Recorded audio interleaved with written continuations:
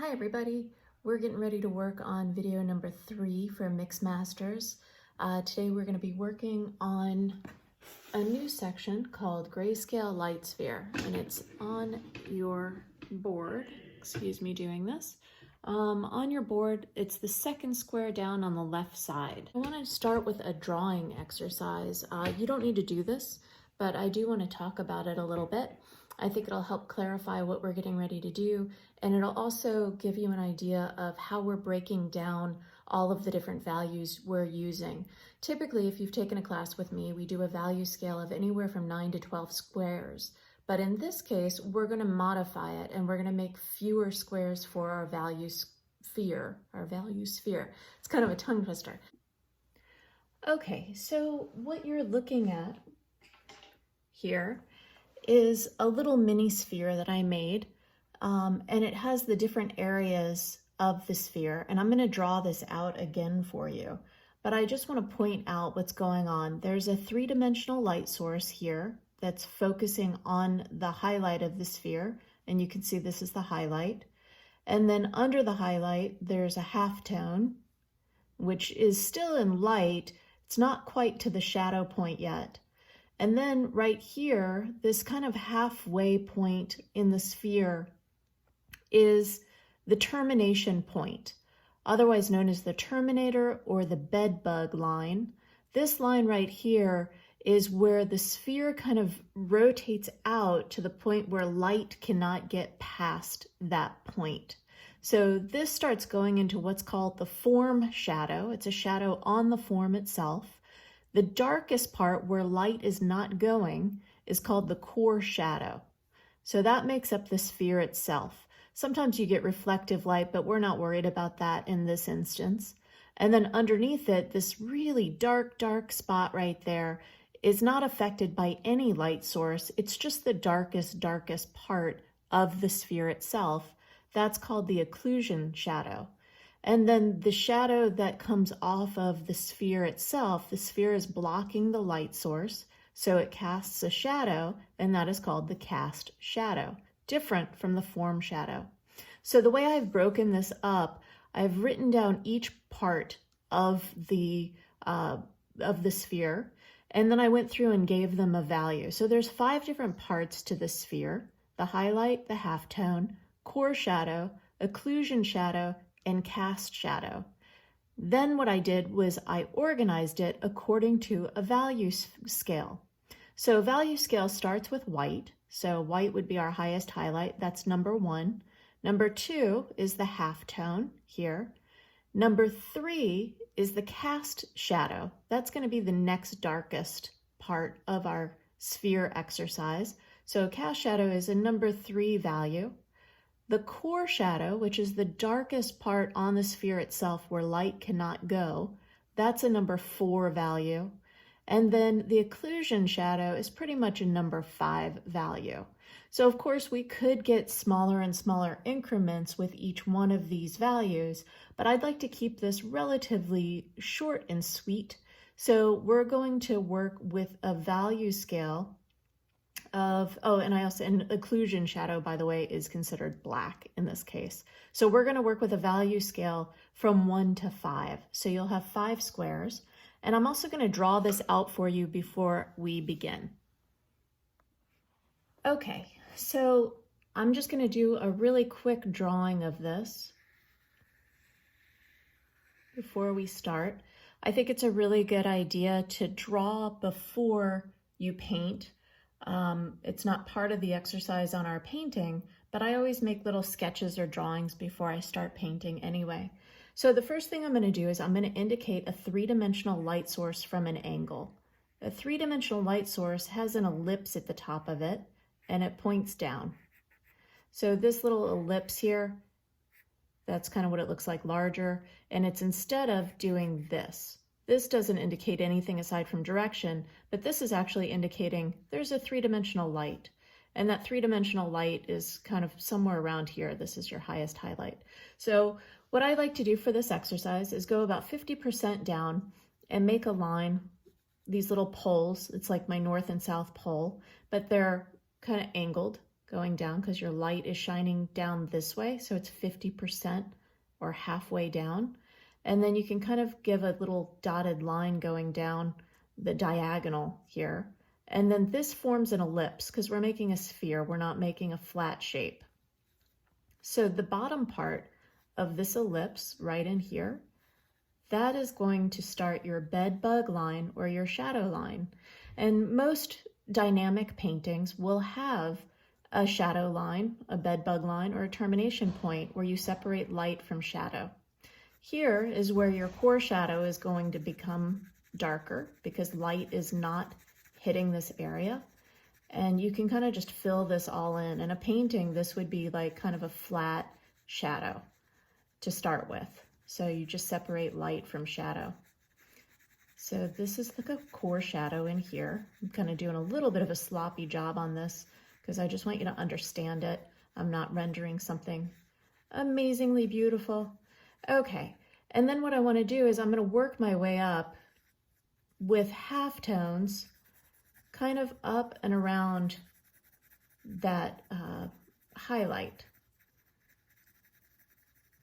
So the highlight wouldn't really have, you know, this line going around it. It would just kind of, you know, you'd work your pencil around it or your paint around it so that it would end up being the highest highlight.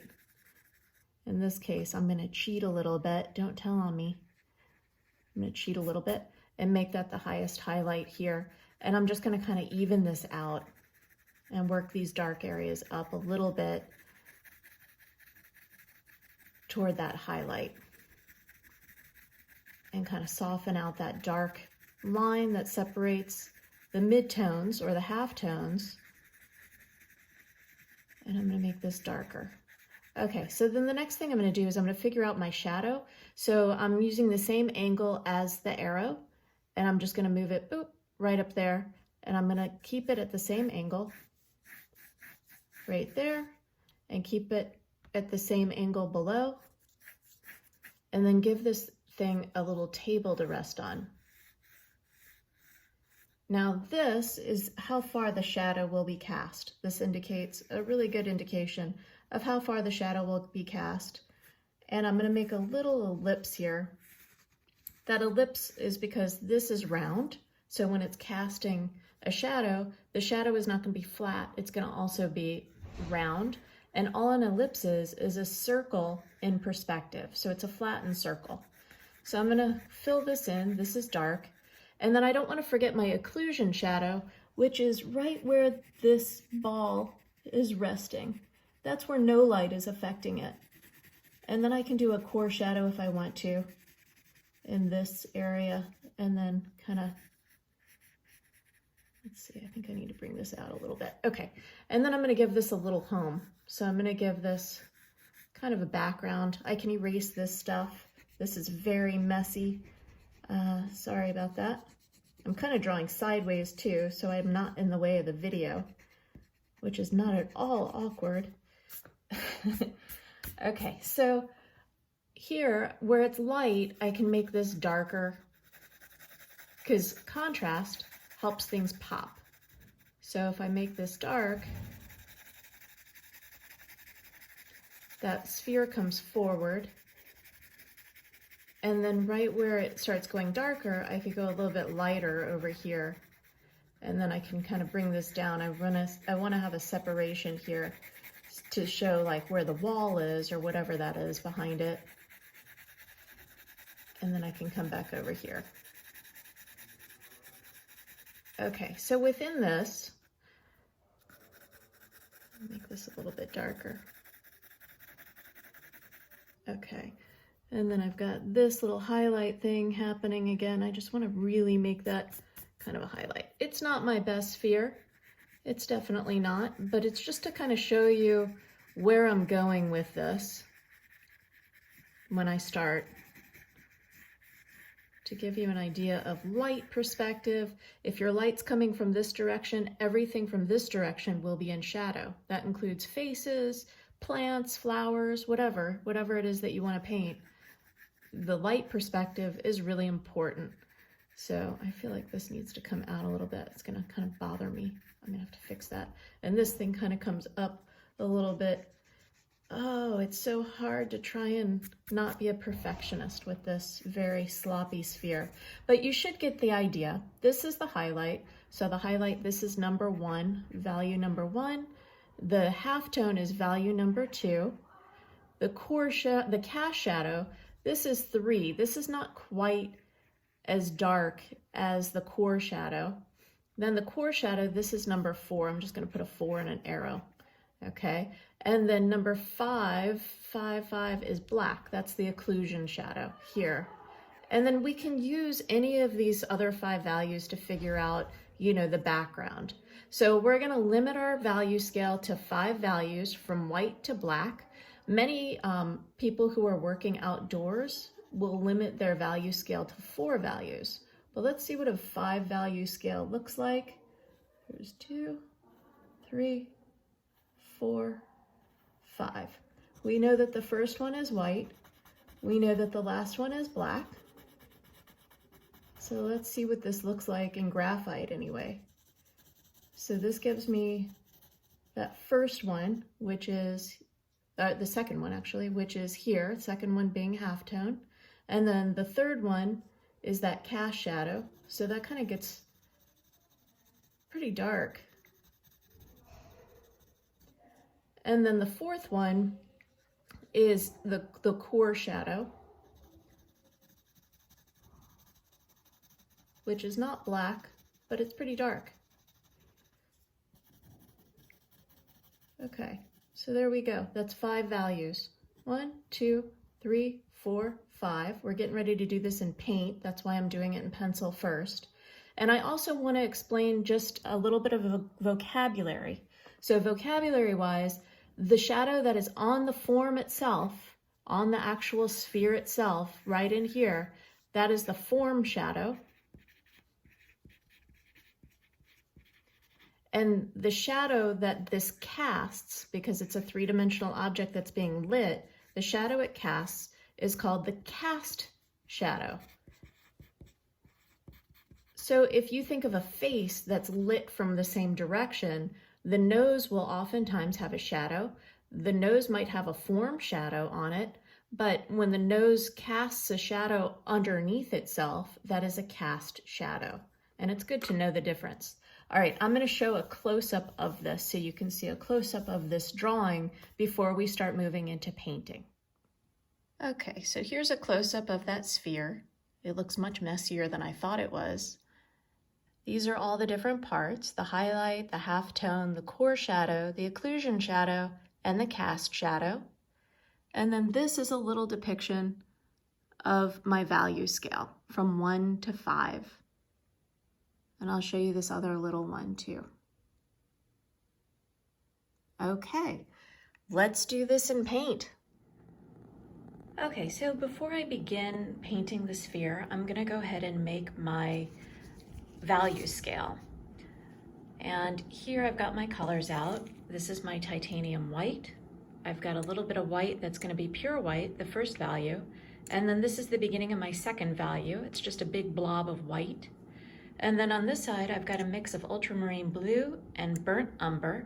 And I'm gonna mix these two together to create a chromatic black. And I'm hand holding this camera right now, so I apologize if it gets shaky. And I'm gonna make sure that that blue really mixes in with the black. If you're using acrylic paints, in my experience, it's about 50-50 between acrylic ultramarine blue and acrylic burnt umber. With oil paint, it's a little trickier. This is still looking very brown to me, so I'm gonna add some more blue.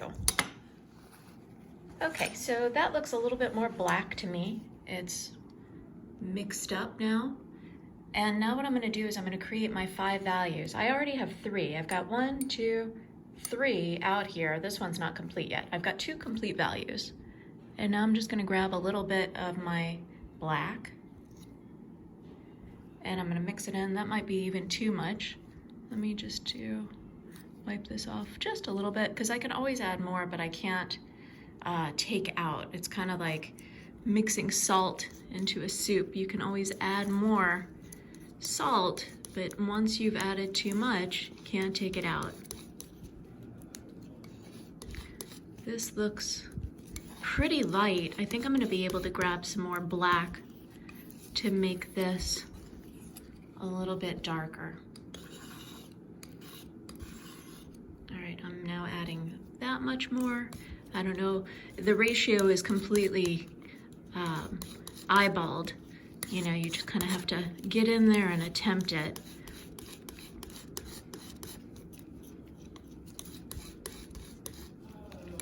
Okay, let's see where I'm at now.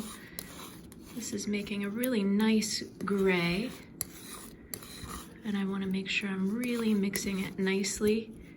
Okay, and now I'm going to leave just a little bit of that, and I'm going to move it over. So now I've got values 1, 2. Well, I'm going to leave this little blob here. So value 1, 2, and 3. Okay, now I'm going to clean off my palette knife so that I don't get any additional black. By the way, when I do this process, I use the cheapo paper towels. I don't use the blue ones because they're more expensive. I've got a fan going on in here, so I want to make sure that I hold stuff down so it doesn't fly away. Okay, so now I'm going to move into what would be my 4th value. This one's going to get pretty dark, so I'm grabbing a lot more paint, and I'm going to mix it in here.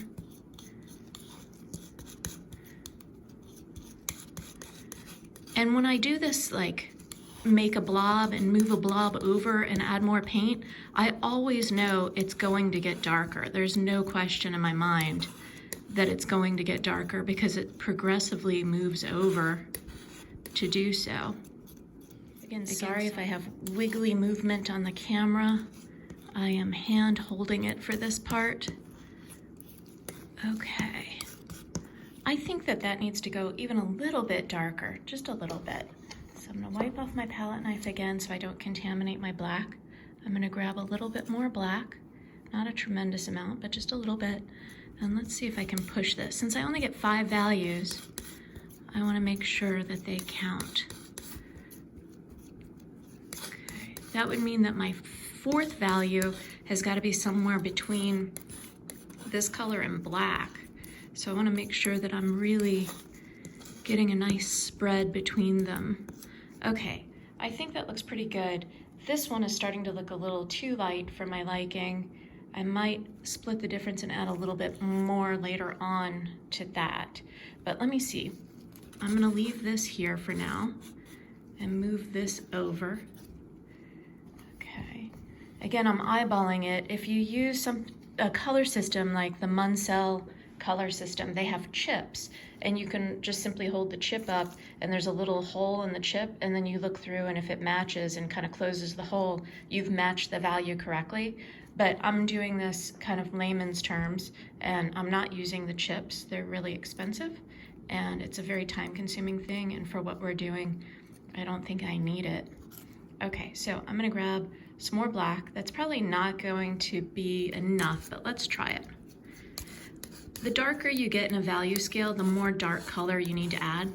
So as you're mixing and moving your blobs of paint, there's always a moment where there's like some concern that you're gonna run out of paint, but then you start displacing it by adding a lot more black. So it starts replacing the amount of paint. Okay, let's see how this is doing. This is getting better. It's still not, I don't think that's dark enough. It's not quite dark enough, because right now these are my 5. 1, 2, 3, 4, 5. I think I need more of a balance between these two. So I'm gonna add in a lot, a considerable amount. Let's just take this dark. What's the worst that can happen, right? I might have to do it again. Like, it's like hardly making a dent in it. So it's a nice dark color, but I think it's still too light. So let me try a little bit more. Okay, I'm gonna try that much more. So I put in quite a bit of black to move this thing. And I don't want it to look like the black. I just want it to be a really nice dark value. So let's see. That's looking pretty good. All right. And now I'm gonna go ahead. So now there's like a pretty good balance between this value and that value. I think the spread between this and this is about equal between this and this. And now I need to kind of darken this one. So I'm just gonna add a tiny bit of black to it because I don't wanna take it into a mid-tone, but I also think it's just a little too light for what I'm using. So let's see what this does. I think that's still a little bit too light. I'm gonna grab a little bit more. Let's see if this is working. And I'm just adding black to this. I'm not going back and like, you know, rebalancing white and black. Okay, that looks pretty good. This looks like a nice balance between this, the first value and the second value. And let's see, I think those are looking pretty even across the board. So this is 1, 2, 3, 4, 5.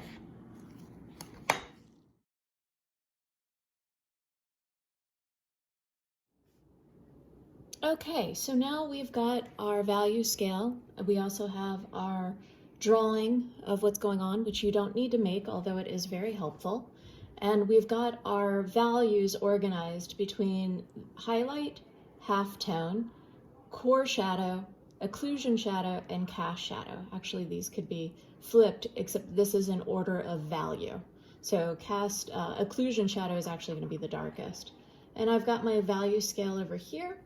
And if I wanted to, which I think I do, I'm going to move this over here real quick. Let's take a look at what my values really look like.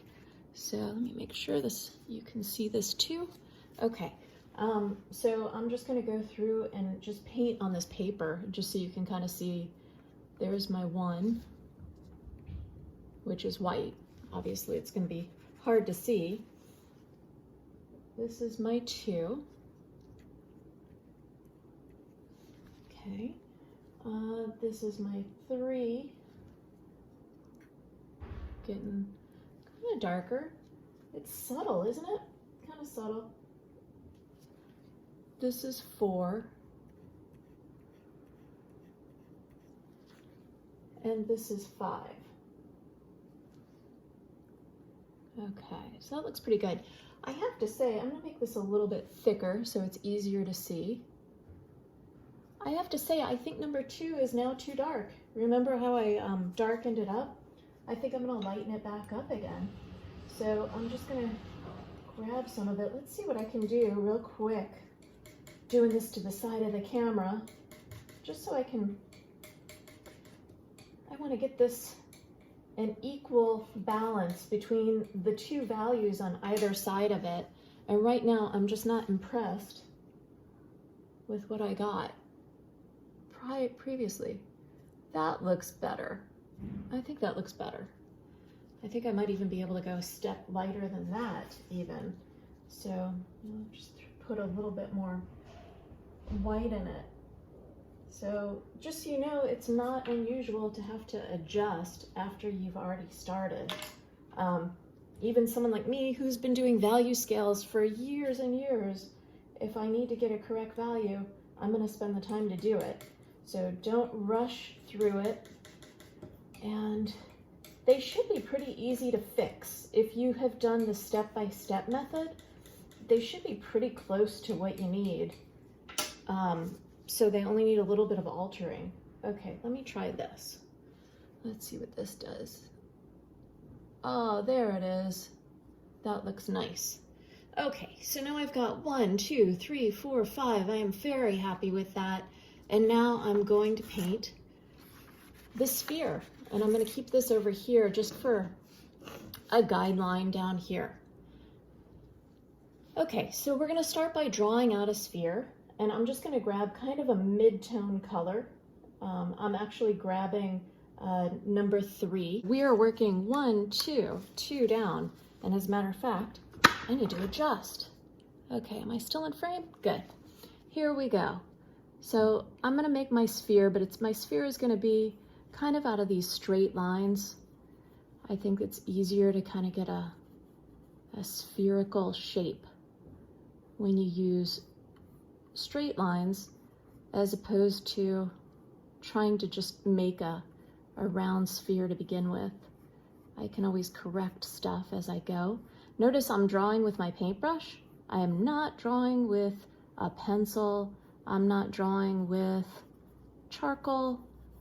I am just drawing with a paintbrush. I have a paintbrush that I'm using is from Rosemary Company. They're out of the UK.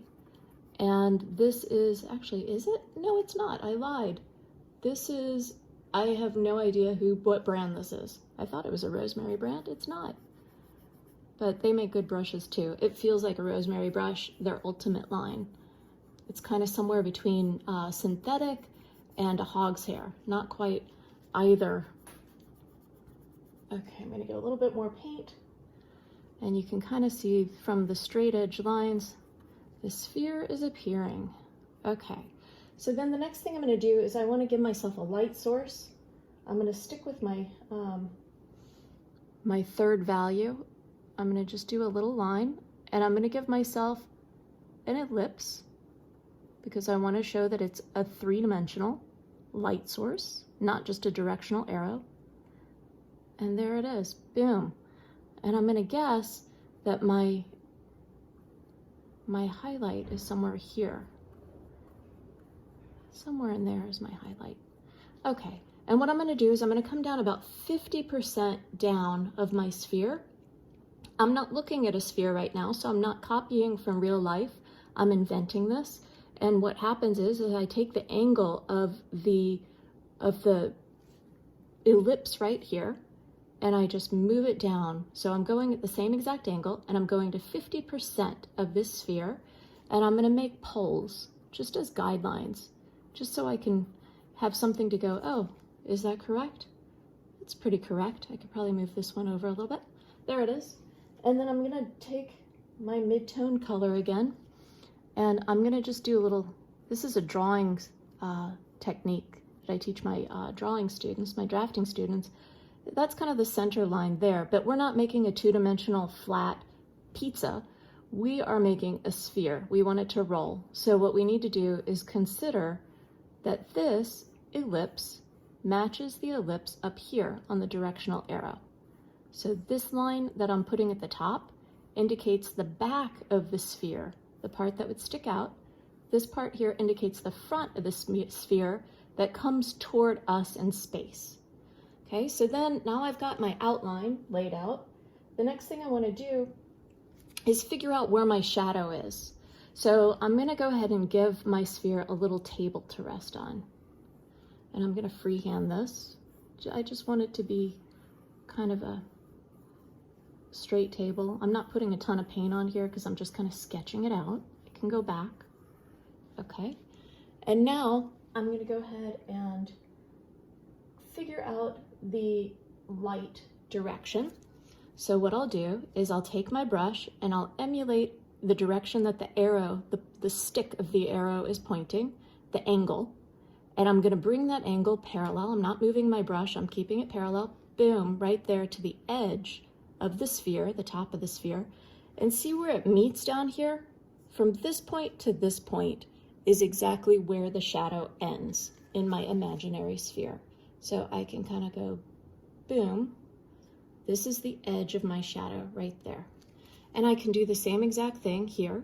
So I'm lining it up here with the stick of the arrow, and I'm gonna go keep it the same exact angle and move it down here, boom. This right here, this is the start of my shadow, right there. So there's my shadow. Shadow is also, you guessed it, an ellipse. So I'm gonna go ahead and form my ellipse here, just so I've got it in place. Okay, now, I prefer to paint dark to light. One of the first things I want to do though is indicate where my core shadow is. So now we know where the termination point is. This line right here where the light cannot go is the termination point, the terminator, or the bed bug line. Any three of those names you'll hear from it. And what I want to do is bring out my darkest color. I already figured this out earlier. My core shadow is my core shadow is 4. It's my 4th value over here. So number 4, I'm just going to grab my 4th value, which is pretty dark. It's not black, but it's almost black. And I'm going to go ahead and put that in. And that's my darkest area on the form itself. This is the core shadow. And I want to load up my brush because I don't need this to be thin. I can make this thicker. I'm not worried about little variations in it right now. It's also called the form shadow, F-O-R-M, form, because it's the shadow that goes around the form. And I'm just going to make this pretty flat for right now. I can always go back if I need to arrange anything, fix anything. And I'm just following kind of the lines I already set out and just filling them in.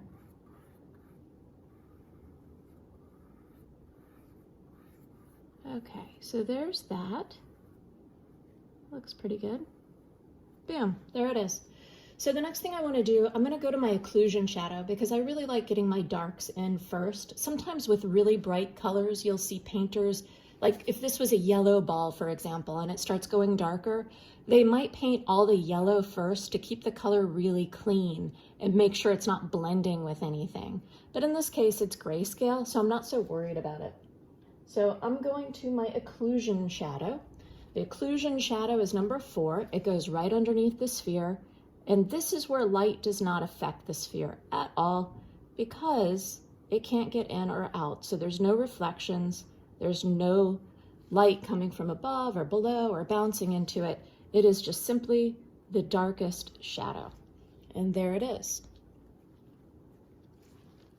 Okay, so now we're going to start working into our mid-tones, which I think we're going to work into the half-tones now. The half-tones are the number 2, and the half-tones are going to pull us up toward the highlight.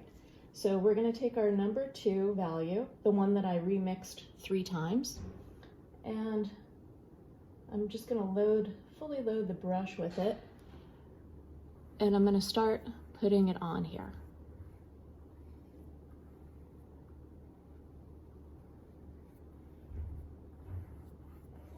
And I'm not worried about blending. I just want to get this in here. Okay, grab some more. There's a little bit of blending in there, I think because my paintbrush wasn't completely cleaned out before I started on the next layer, but I'm not worried about that. Okay, so here we go. And I'm just kind of softly getting up to that edge of the highlight. Okay. And by the way, this is working the same if you're in acrylics or if you're in oils, it doesn't matter. Okay, so now I've got that in, and I may as well go ahead and put in my highlight. Highlight is number 1. It is white. And I'm gonna go ahead and put that in. There's my white. Now what I'm going to do, oil painters, this is easier for you. Acrylic painters, you might want to do this as you're working. You can grab a different brush, a clean brush. Oil painters, you can just wipe your brush out like that. And I'm just going to soften these edges a little bit.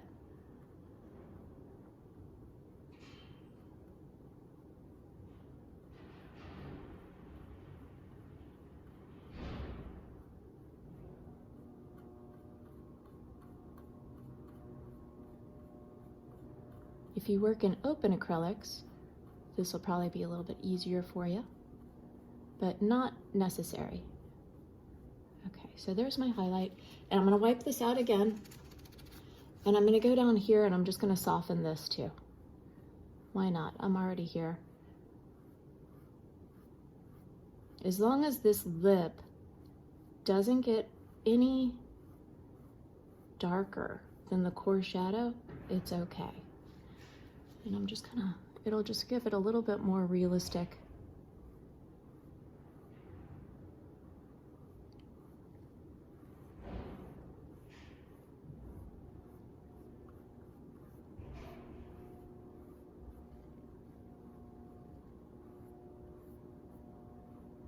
Okay, so now what I want to do is I'm going to fill in my cast shadow, which is a number 3. The cast shadow, if you remember, this arrow goes down, the sphere itself casts a shadow down.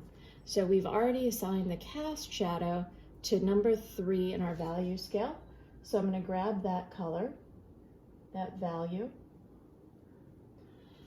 and I'm going to ignore the occlusion shadow because that stays the same, and we already have where this is marked out too. This goes all the way here, and we know that it's a sphere, so it's not going to be a cat eye, it's not going to be a hot dog, it's going to be a sphere.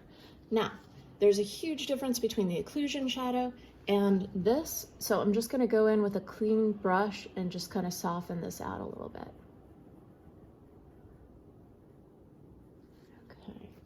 All right, now I need to put in background to make this make sense. Typically what happens is where there's dark, behind it, light will help push it forward. Where there's light, if dark is behind it, it'll come forward in space. So what you're looking for is contrast. And I'm also gonna clean this up as I work. I'm not worried about filling the entire area. I just want this sphere to kind of look like it's rolling forward. There's one other thing that we might do. After we start with the background, I'm going to take another look at this at the cast shadow, the core part. It might need to go a little bit darker, but let's see. So I think what I'm going to do is start with my lighter areas and I'm starting with the number 2 value. And it doesn't really matter what value you use. Well, it will matter when we go to the color one, but let's go down here. And I'm just gonna do that edging technique. Remember that one from the very first video? And just kind of move the paint away from the sphere. Okay. And that little edging technique, I had too much paint on, but I don't want to put it in my towel, so I just blobbed it over there because I'm gonna get to it.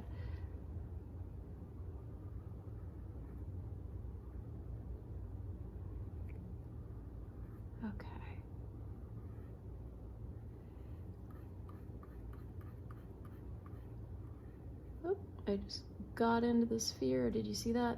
Okay, I'll clean that up in a second. Grab some of my paint from up there and just move it down.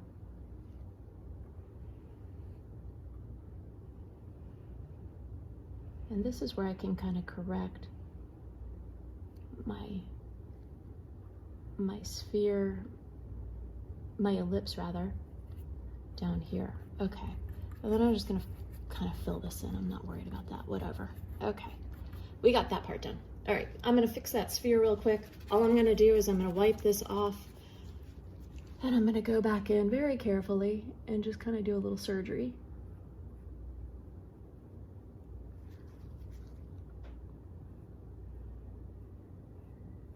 Okay, that looks okay. I'm not a huge fan of this hard edge, but I'm not worried about it right now. Okay, so now up here, I'm gonna go darker. So I'm probably gonna grab my 3rd value up here, going a little bit darker. And the 3rd value is going to make this kind of start popping forward.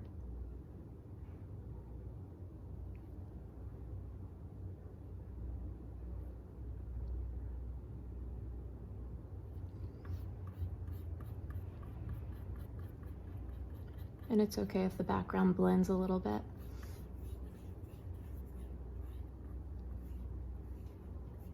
Okay, and then I'm going to go a little bit darker. A little bit darker still. Coming around the edge.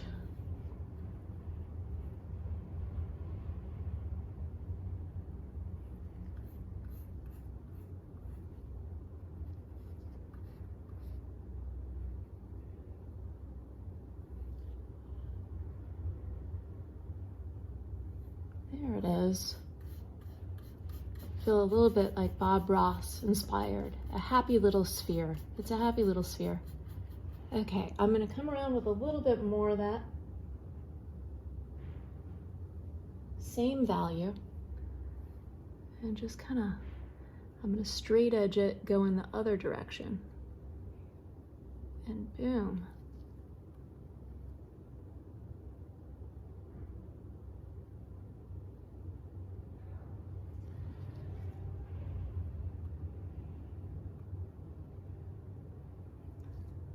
Okay. And if I wanted to, I could go even a little bit darker on that side just to kind of push it further. Let's see what happens. Since we're here already, may as well. I'll be the guinea pig. I'll bring this forward a little bit.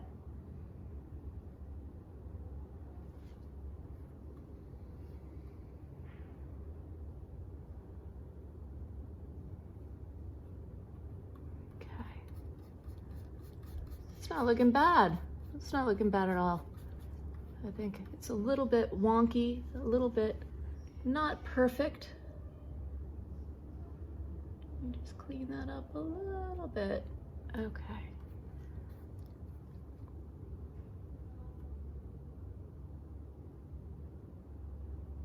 And I need to make sense of this down here. Just take a second to fix that. Okay. So there's that. Now, and I want to give this table something. What is this sphere sitting on? Let's give it a light, something light to sit on. Okay. I'm going back to my number 2. Okay.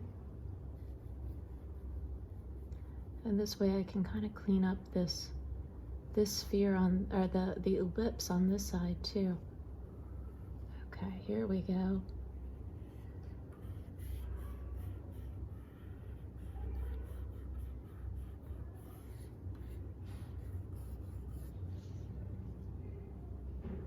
we'll do a little bit more of that over here. I like that little cat eye. There we go. Fix that right up. Okay. How's that occlusion shadow is looking really weird, and I have something to fix right here. This is not working for me. That's too light. Oops, wrong value. Okay, going back. I just want to tighten this up a little bit. I tried to blend it and I kind of made a mess of it. So I'm gonna blend that back out. All right, so now I feel like that needs to go darker. So I'm gonna add a little bit of black. I'm gonna add a little bit of black right in here in the core shadow. I think my core shadow just needs a little help. There it is. All right, and then I'm gonna give myself a little bit better version of this occlusion, because I think it just kind of lost a little something in translation there.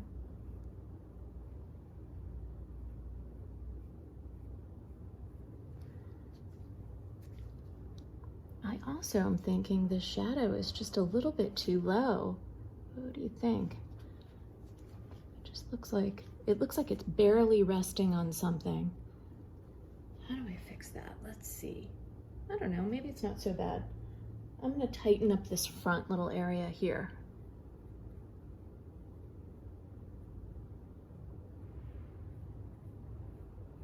Because this would be the cast shadow down there. I don't want to give it too much shadow in the foreground. Okay. Maybe it really is balancing on that tippy top. And then my sphere looks a little wonky right there, so I'm gonna go ahead and fix that. It's a lot of balancing and rebalancing. That looks a little bit better.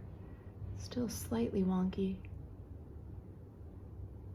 I will admit it's not my best sphere, but it's probably not my worst one either. I think I'm gonna bring this shadow up just a little bit. It's bugging me. You know, when something's bugging you, you just gotta fix it.